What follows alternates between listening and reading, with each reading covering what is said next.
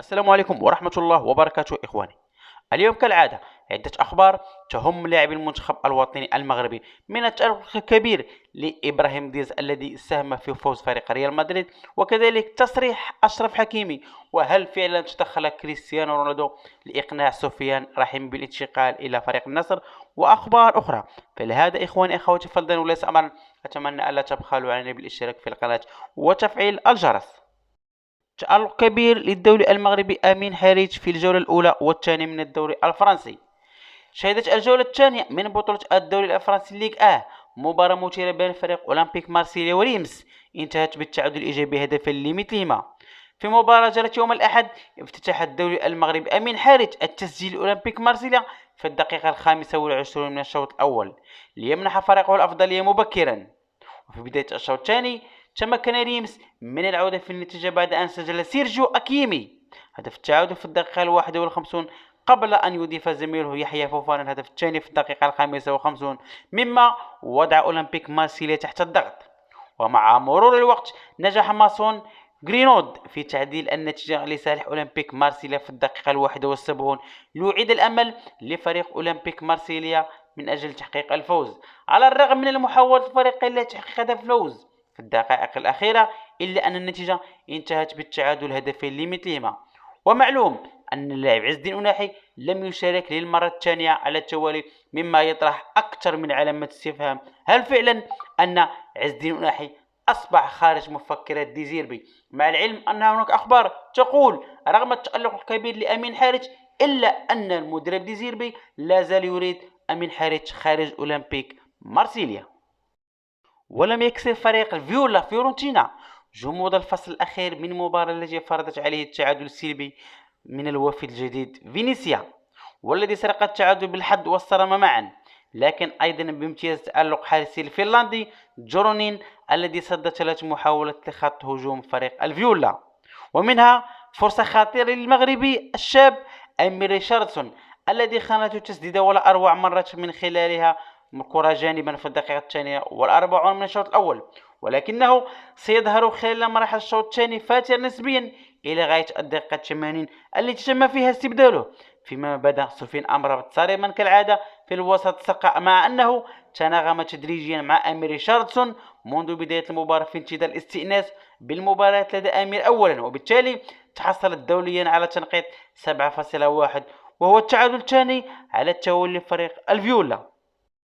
للمباراة الثانية تواليا يعجز الفرنسي كيليان بابي عن افتتاح غلته التهديفية في الليغا، وكذلك الأمر بالنسبة لفينيسيوس جونيور، وما لم ينجح في تحقيقه الثلاثي الذهبي لريال مدريد مبابي فينيسيوس رودريغو في الدقائق 80 التي لعبوها في زمن مباراة ريال مدريد وبلد الوليد. حققه الدولي المغربي إبراهيم دياز بعد 20 دقيقة فقط من نزوله لأرضية الملعب، وخلافا للمباراة السابقة أمام أتلانتا ومايوركا تحصل إبراهيم دياز على 27 دقيقة من زمن المباراة الأصلي والمضاف، وكان في الموعد إذ نجح في تسجيل الهدف الثاني لريال مدريد في الدقيقة 88 بعد الأول الذي وقعه فيدريكو فالفيردي، ومنح كرة الهدف الثالث للبرازيلي الصغير أندريك الذي استغل ظهوره الأول وحل بديل لمبابي في الدقيقة 85 ليوقع هدفه الأول لفريق ريال مدريد في الدقيقة 96. موقع سوفا سكور منح إبراهيم دياز تنقيط 8/1، وهو ثالث أفضل تنقيط للاعب ريال مدريد بعد فالفيردي وميليتاو. قال أشرف حكيمي للصحافة الفرنسية: تبحثون عن المشاكل؟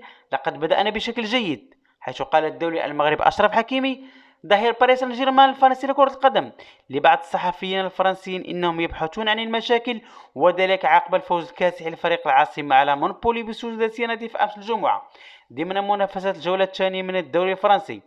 وتحدث أشرف حكيمي للصحافة الفرنسية في المنطقة المختلطة عقب اللقاء قائلا: لقد بدأنا بشكل جيد وسجلنا مبكرا كما طلب من المدرب قبل المواجهة، وتحكمنا في المباراة بالطريقة التي نريد. وعند سؤالي هل يوجد هذا الفريق أفضل من النسخة السابقة مع كيليان بابي، قال أشرف حكيمي بشكل مقتضب بابتسامة عريضة: لا، أنتم تبحثون عن المشاكل ولا يمكن الحديث في هذا.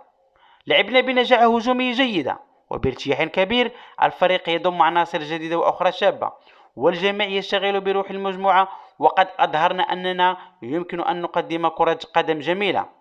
وتألق أشرف حكيمي في المباراة التي جمعت فريق باريس سان جيرمان ومونبولي وسجل هدفا رائعا كما قام بتمريرة حاسمة. كتف النصر السعودي مفاوضات للتعاقد مع نجم المنتخب المغربي ونادي العين الإماراتي سفيان الرحيمي. ووفقا لموقع وين وين فإن العين الإماراتي أبدى استعداده لسماع العروض المقدمة. وبازغ النجم الرحيمي بشدة في منافسة كرة القدم في دورة الألعاب الأولمبية بباريس حينما قاد المنتخب المغربي إلى تحقيق المركز الثالث والميدالية البرونزية، وأنهى الدور هدافا لها برصيد 8 أهداف بأداء أسطوري منقطع النظير عربيا. رحيمي حقق أرقاما قياسية بالجملة من مشاركته مع المنتخب الوطني في دورة باريس، وأصبح أول لاعب يسجل في كل مباريات البطولات الست، كما بات أول لاعب عربي يتوج هدافا لكرة القدم الأولمبية وأمثل هداف تاريخي للمنتخب المغربي في المنافسات. قبل ذلك قاد رحيمي فريق العين الإماراتي إلى الفوز بدوري أبطال آسيا 2024. ونمت أنباء من الصحف السعودية عن ضغط كبير مارسه كريستيانو رونالدو على إدارة النصر من أجل التعاقد مع الدولي المغربي، حيث يهدف أصفر العاصمة إلى استعادة لقب الدوري السعودي للمحترفين إلى خزائنه لأول مرة منذ موسم 2018 و2019.